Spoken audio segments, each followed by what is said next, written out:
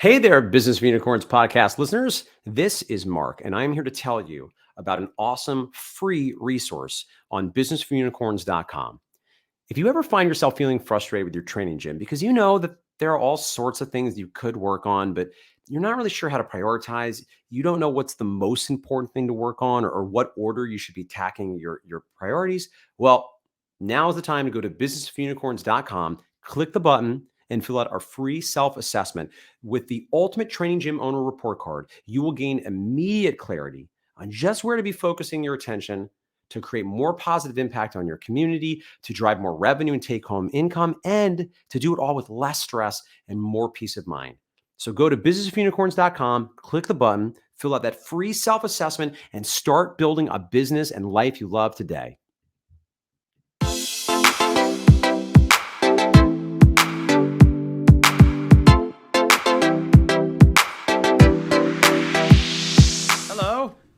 Hello. What's up, my friends? Welcome to another episode of the Business for Unicorns podcast. How are you doing today, Fisher? Doing good. Doing very good. We're excited to talk about this today because I would say in the last few years, we've probably talked about this in different ways, but I don't know if we ever addressed this topic in this way. So might be kind of a repeat of some of the content, but I think maybe the framing is different today. And so what we want to talk about is the last few years, we've become a real big fan of like a quarterly pulse for a bunch of things in our business, which basically means every 12 weeks, there's some things that we find is really beneficial to fit in that period of time. And so a few things like planning, touching base with our team, communicating big picture visions and direction to the team. So there's a lot of things we do in this kind of quarterly pulse, and we want to kind of call it out for what it is, because I think it's a way of thinking about managing your team that we found very valuable. So maybe you just want to give your big picture perspective on like, why is this kind of quarterly or 12-week pulse been great for us? Yeah, I mean, at the highest level, my sense is that it is not too long and it's not too short, which I realize is a stupid answer, but basically it means that about every 90 days, it makes sense to pause, step out of the business, step out of your management relationships, assess where we're at, assess where we are at in relation to where we want to be going in regards to our big picture goals. And it is long enough, which is to say, I think it provides a sufficient amount of time to have your head down, to work in the day-to-day, to make progress towards whatever goals one is working on, either personally, professionally, for the business, et cetera. And I think that there's nothing probably magic about it other than it does also do a nice job of splitting up the year into four. And I guess you could split the year into 3-4 month chunks, but that is a little bit less than I do. I think that's probably a little bit too long. So I think when you look at all of these systems, there's something about that pulse that just feels organic and fits nicely into the way most of us think about a year. Yeah, well, I think the simplicity, I think, is its power, right? Is that when we think about doing annual goals, oftentimes when we've done annual goal setting, it's felt useful to an extent, but it feels like it's so far away. Especially the last few years, it feels like it's just impossible to have annual goal setting feel valuable because it just feels like a wish or a dream. And I think there's still value in it, but it just feels like when you get to like a 3-month picture, like, yeah, we can and probably should be able to anticipate much of what we want and what we can accomplish in the next 3 months. Like it's a chunk of time that it feels silly to say, but it's manageable. And I find thinking in that time frame has been really useful. So maybe let's just talk a little bit about the specific things we do in that pulse, because there's a handful of them that we've done pretty consistently now for maybe a few years. And so you want to just maybe make list for everyone the kind of things we do in this 3-month pulse. Yeah, I think the biggest picture breakdown is there are things we do for the business as a whole, which usually comes in the form of a quarterly planning meeting, whether it be literally offsite or at least metaphorically offsite, where depending on the way your gym is structured, could be your entire team, could just be you and your sous chef or hand of the king, as I like to call that role that's number 2. If you are a solopreneur, I think there's value maybe doing with other people. That's one of the reasons why you often hear us speak.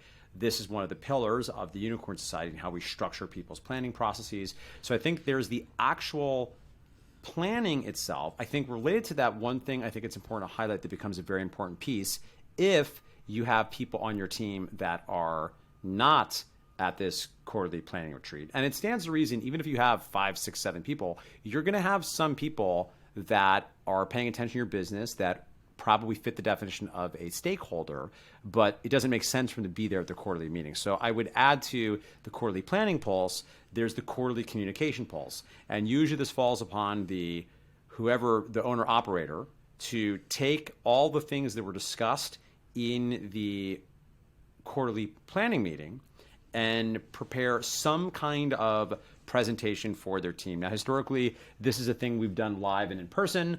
In the new world, we've taken to do this as something that I do as a recording. And essentially what I do in this quarterly State of the Union address is we review, how are we doing in compared to our goals for the year? How did this last quarter go? What were our wins? What were our challenges? Then we look forward and say, okay, what are our goals for this next quarter? And then importantly, how you are going to contribute to winning. So I think it's very important when you're doing this, because this can get a little abstract, particularly if you're talking about things like numbers, which most of your team are just not going to care about. It's just not meaningful to them. I think when you can break it down to here's the specific behaviors that we're asking of you on our team to take action on. And quite frankly, for MFF, that doesn't vary a whole lot from quarter to quarter, but I think it's important to move from these very high level, potentially abstract feeling goals into, okay, and here's specifically the thing I need you to do. Now, I'll offer one other micro pro tip that you might be able to leverage in any kind of communication that is asynchronous, which is to say communication where you're sending out an email or you are having them review something or something like this, where you're having them watch, in my case, a video that's usually around 30 minutes. It takes a minute to cover this information. So invariably, and I feel safe sharing this because one, they should know it's coming at this point, and number two, I'm pretty sure no one on our team listens to this podcast, there's always an Easter egg. There's always, at some point, towards the back half of the State of the Union address, there's some specific request to, and now, so I know that you watch this, hit me back with fill in the blank, XXX. Now, we'll see how long this works. I think if they're paying attention, we're nearing the point where it'd be easy to game the system and simply coordinate with each other. But I don't think actually people are really trying to get out of it, but I do like to occasionally put in those little Easter eggs, not as a way to shame people, not as a way to catch people and be like, I gotcha, but just because this information is important. So the other thing I'll speak to briefly, and then I'll let Keir, you can jump in with any additions you have. If that speaks to the pulse of the business at large, I think it's very important that in the meetings that you're having with your team, or if you have a larger business that managers are having with the people that report to them, we've spoken many times in this podcast, there needs to be some regular meeting pulse. And it's likely no less than once every month. It might be once every week. I don't think it would usually be more than that. Well, whether you're meeting once per month or every week, regardless, about every 3 months, I believe you want to dedicate, if not all, at least part of one of those meetings to really zoom out and discuss how this individual is doing in the business in relating to what you've talked about in the past, in relation to their personal professional goals. And I have a framework that I'm happy to offer if it's helpful, but I'll pull up there to see, Keeler, as I go through that, I'm wondering if anything has come up for you that you think is useful to share for people to consider. Yeah, I think that was a really great high-level overview of exactly that. And I want to be clear that, I'm comfortable, and I don't do this very often on the podcast, but I'm comfortable saying that, like, all of you should treat this podcast as a prescription to say, you should start doing this. Like, I don't know of any fitness business listener that shouldn't start doing this. And I don't say that very often on this podcast. I'm very much like, choose your own adventure, or take from this what you want. Today I'm saying this is a checklist. You all should immediately right now go to your calendars and every 3 months set aside at least a few hours, 3 to 4 hours, maybe a whole day for you and anyone else on your team who you consider a key decision maker, and spend a day planning for the next 3 months. And we can totally geek out for the next hour about how you do that, because we have a very specific process that we follow. In fact, I'm sitting right now as we record this in Portland, getting ready to do this with our Unicorn Study members this coming weekend.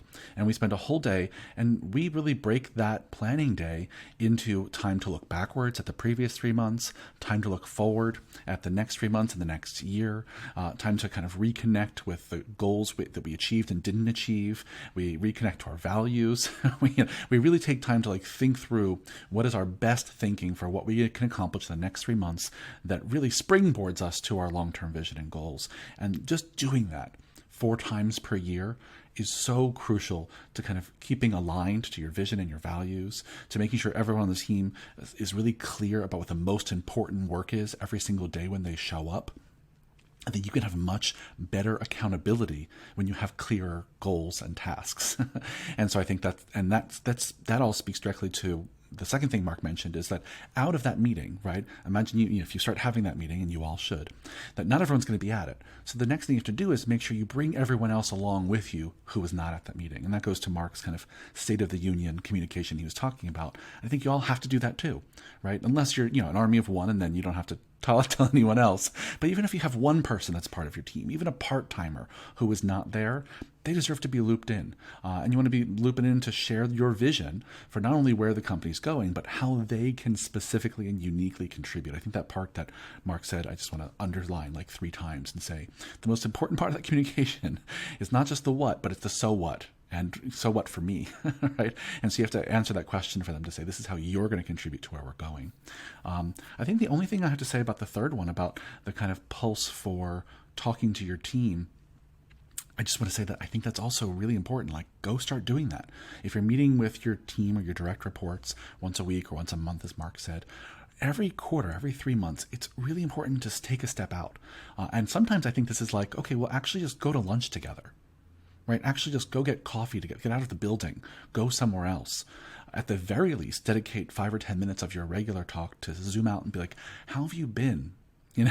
How does this job still fit in with, how you see your life going for the next few years? What can I do to provide for more support? Often this is a great time for you as a leader, if you don't do it more regularly, to get feedback for yourself about how you are showing up for your team. So I think that quarterly pulse of zooming out, getting out of working in the business every day and zoom out to kind of thinking about working on the business with your staff, I think that's really kind of a crucial kind of Google Earth button moment where you kind of just zoom out and look at the big picture together. And I think every time that we've had those conversations, I've had them with my direct reports, they always value it. They always appreciate it. And it's good if they know it's coming. Right? If you tell them, next week we're going to have our quarterly check-in, and I want you to come prepared talking about big picture. Where are we going as a business? How do you contribute? What's next for your career? How can I support you better? Give them some prompts so they're not showing up surprised that it's a different kind of conversation. But I think those are 3 things that everyone should start doing immediately. And like I said, I never say that, but go do it. Did I spark anything for you? Anything you would add to that, Fisher? Yeah, I strongly co-sign all that. I want to highlight one thing you mentioned that I think is an important opportunity in this quarterly pulse, particularly in the State of the Union communication, is reminding your team of the things that matter most. And I mean very specifically. So for instance, it occurs to me that every time I share a State of the Union, I will usually give them some other form of assigned reading. And I'm talking like no more than 5, maybe 10 minutes of something to read and review. And it might be, for instance, most recently, I sent everyone the long form version of the MFF values. So at MFF, we have 6 values, and we have a short document. It's less than a 5-minute read that describes in greater detail specifically what we mean by those words, what they look like in action, what the opposite of those values are, how those values intersect with each other. And that was one that I made everyone read. I would note that was one where a lot of people missed the thing. And, your job as CEO is chief reminding officer. So at this point in my career, I've gotten very comfortable being completely annoying. I don't care if you're annoyed. It's my job. I'm just going to gently nudge you with so much love and no animosity. I'm going to make you do that thing. It's important. So that's an example of that. This next one, I'm likely to send everyone a 8-page PDF, which is a snippet from the E-Myth, where if people have ever read that book, it's both the story about the barber and the inconsistent experience, as well as the story at the hotel. And that is something I've sent out before to the team as well. But remember, when you're looking to teach people things, you can't teach someone something once and expect it's going to be there. So people that have been in MFF for several years, I probably could even get more meticulous actually about really intentionally cycling through, let's say every 6 quarters we review these, these 4 pillars of our customer service, the always and never list, these things that we teach people when we onboard them, we tend to roll people out. But I think you need to constantly be training on some type of regular pulse, because otherwise people just forget, right? And I think when you think about your quarterly pulse, that's another, I think, opportunity here is what is maybe a system or a customer service standard or a cultural standard that you can use this as an opportunity to emphasize things. I think a second thing that I want to highlight here that we also alluded to is I have really fallen out of love with annual goals broadly. To be clear, I see their value. I'm certainly not saying you shouldn't set annual goals, but I would note that I read a book earlier this year called 12-Week Year, which I wouldn't say is counter to a lot of the other quarterly goal setting systems. But one of the premises of the book is things just change a lot. If you're a small entrepreneur or business, I think there is actually sometimes negative second order impacts of holding on with great rigidity to an annual goal, when in fact, things are kind of always changing, right? And the thing you don't want to do is be 4 months of the year feeling crappy because you keep looking at this goal that is now wildly off track. Or if you have the opposite circumstance, can happen sometimes too, where you weren't swinging as high as you could, something changed in the business, you're seeing this massive updraft, but now your annual goals are lackluster, not interesting. So I like the idea of creating 10-year, 3-year, 1-year goals, pictures, visions, whatever you want to call them. But I would just highlight the reason we do those is to understand what we're going to do over the next quarter, which, as per the whole point of this podcast, is a very manageable period. And the third and final thing I'll share is a brief framework for how I do my quarterly check-ins and how I have everyone at MFF do with their direct reports. Because again, we're a larger business, so it's kind of like fractals. So this is what I do with the people that I manage, and then they do it with the people that they manage. And the 3 questions are very simple. What, in light of what would make you more effective in your role at Mark Fisher Fitness, what are the behaviors that you should start doing / do more of? What are the behaviors you should keep doing? What are the behaviors that you should do more of / do less of? And I would maybe frame them as would like to, because I'm not generally a fan of the word should. So I think it doesn't need to be any more complicated than that. Like Keeler said, you want people ideally to prepare them in advance. And what I give is to people, and again, I've been doing this a while now, so I've learned all the wrong ways to do this. I give them at least a week notice, and I'm also explicit that my expectation is you will spend at least 10 minutes on it. You will not spend more than 15 minutes on it. So this shouldn't be something you're spending tons and tons of time on. I just want you to take 10 minutes and think about, okay, based on my performance over the past few months, thinking about all the things I'm doing, what should I do more of, keep doing, do less of, et cetera, et cetera. And then the fourth question I always do is, how can I / MFF support you better? And as Keeler said, you're looking for feedback. So I would note, this is the one I really push people on, that I'm really looking for them to think of something, right? Because I'm not necessarily implying I'm doing a horrible job. I hope I'm doing an okay job, but certainly it's an opportunity to really surface if there's an unsaid thing. Right now, people are not always candid. You'll never get complete candor from people when they're managing up. But at the very least, you will make sure, and no more than 3 months go by with you asking, what can I be doing better for you as your manager? And sometimes they might bring to an awareness, maybe there's something that you're doing that is unknowingly negatively impacting their performance, discouraging them, making them less satisfied with their job. But ideally, hopefully that thing is getting talked about in real time. Hopefully you have that relationship.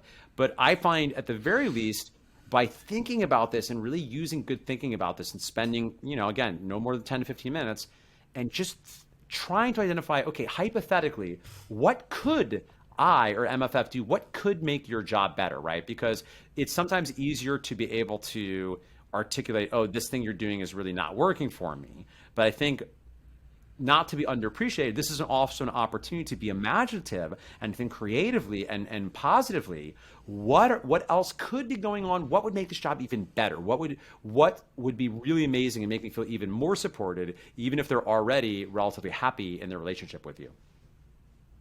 Yeah. Well said, my friend. I think there's so many great pieces of that I want to branch off on, but I'll just make a few quick ones because I know we're getting close to time here. But one is, I think that it's really underappreciated, the strategy of telling team members in advance exactly what's coming up in a meeting, right? Especially one-on-one meetings. When you're meeting with a direct report or anyone in your organization and you're a leader or a manager, those meetings by definition come with some anxiety for people. Just meeting with a boss or a manager comes with a little bit of anxiety, even if you're the most loved manager on the planet. And so when you can in advance tell people what to expect in a meeting, what you want them to come with, what you're going to be talking about, what questions you're going to ask, it helps them feel like they can come prepared. They can come and enter a room full of equals where one person doesn't have more information than the other, right? As much as that's possible in a relationship where there's a power dynamic. So I think it's really just kind of an underappreciated skill and strategy to make sure that when you're having one-on-one meetings with people, tell them in advance what's going on.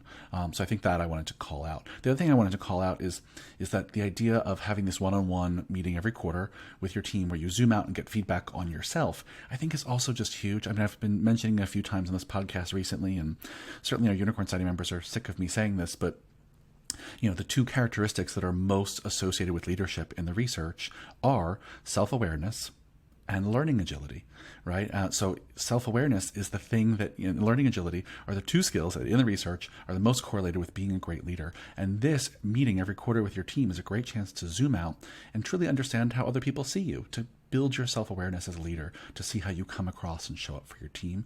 And it's just one of the most important things we do as leaders. Those are the two riffs I wanted to make based on what you said, Fisher. But I wanted to add maybe one more thing. This might be a quick fourth thing that I maybe suggest people consider doing. And this one's maybe more of a consideration. This is maybe more of an invitation than a prescription like the other three. I think everyone should have a quarterly planning meeting. Everyone should do some sort of State of the Union. And everyone should have one-on-one, big picture conversations with their teams. The fourth one, this is kind of a maybe, but I feel strongly enough about it that I think it's worth mentioning, is I think once a quarter is also a great chance that if you're not already, you should be getting some feedback from your clients. Right? I think it's also a great pulse to zoom out and survey a bunch of clients about their experience if you're not getting more regular feedback from them. Take 10 of your longest term clients out to lunch and ask them how their experience is going. Take 10 of your newest clients out to lunch or out to coffee and get to know them and see how their experience is going. Yeah, no, I meant all together at once. 4 months out of the year, you'll go to lunches with that. Yeah, lunch every day with a client every day. One round table. There's been 5 or 6 Unicorn Society members recently who have taken out 5 or 10 people all at once, like a group lunch or a group coffee, and told them in advance, like, hey, I just want to buy you lunch, I want to buy you coffee, I just want to hear about how your experience is going, here's some questions I might be asking you, and they just have lunch. And I think that's just another piece of kind of the bigger, broader self-awareness of keeping your ear to the ground as a business owner of like, what's going on? What are people talking about? What are people's experiences? And again, that's not something you should do every week or every month. And I think every year is too long. So I think there's something, again, kind of magical sweet spot about this quarterly pulse of getting client feedback and touching base with the client experience that I'll throw out there as an invitation. Would you agree with that, Fisher? Yeah, I think that's a great point. I think if anything, I perhaps... Number one, forget that's a good thing to do, because the way MFF uses a bolted-on app to MindBody Online called FitGrid, we get regular feedback on a literally daily basis. Having said that, I did actually take this as a note for myself. I think that's frankly not a bad thing for even if you get regular numeric and subjective feedback on a regular basis. I think there's something different about zooming out to how are you feeling generally about your experience with the gym. And it occurs to me that would be a great thing for us to do. So I'm actually going to add that to, this is very meta, listener, add that to the long-term issues for traction as a potential rock that we can do for next quarter. And I'll give you one other pro tip about this, because interestingly enough, we planned to do this earlier this year, and then this happens. We're not just the president of Hair Club for Men, we're also clients. We lost some team members, so then we got busy. We were doing onboarding, we were doing other things. So we never got around to it, but I think one thing that I'm excited to try with this is, with so much love for all of my clients, because I love all my clients equally. They're all absolutely perfect. And I do love some of my clients even more than some of my other clients, if I'm being honest. And my focus here is the clients that we want to clone, that we love so much. So I think if you're to go this route, one other gentle suggestion I'll give you is, and this I think has been a learning lesson for me, because I think another thing historically that I maybe could have done better was, we've always been good about asking for lots and lots of data. We've always done surveys. But the reality is, I don't know that you should weight the experience and the opinion of all of your clients equally, right? And I think when I think of the ninjas that I love most, quite frankly, feedback from them isn't even scary because, it's like any relationship, right? I'm constantly asking, like, am I safe? Am I safe with you? I feel safe with them, right? And I Yep. trust them. And I would appreciate their absolute candid 100% feedback because, by dint of me liking them, usually it means this is like, a very thoughtful, emotionally intelligent person that's not going to punch me in the face, but is willing to be very direct with me in a way that is, I would only perceive of them attempting to help me an MFF because I know they care about this place and they care about me personally. And, even critical Yeah. feedback is truly a gift. It's truly a desire to help me and Mark Fisher Fitness. And, again, when I think about this, archetypal ninja, I can, in their head, I can even see them being like, but that's just my experience. This is just what I'm thinking about. You can use it or disuse it, which I would Yeah. contrast to the more challenging person that might still have valuable things, but, maybe is not as clear on the difference between their subjective experience and reality. Yeah, that's fair. Yeah, I think I think it's a great guidepost to say if you are going to, invite a handful of clients to coffee or lunch, start with the ones that represent your ideal client. Start with the Yeah. ones that you think you and your team would like 100 more of, right? And those are the kinds of people who have the energy and the communication style and maybe even the goals that fit the work you do best. And so I think it's a great tip. Well, let's end it there. I think we covered a lot of ground today. I didn't know we were going to go with this framing of quarterly pulse, but I feel like there's so much to talk about because I think Yes. that there's so many valuable tasks that happen at this pulse in the business. So I'm really glad we covered it. Anything you would add to wrap things up? No, I have nothing else to say about quarterly things. Go do it. Go for it. I love it. Go do it, my friends. Thanks for listening, and we'll see you on the next one.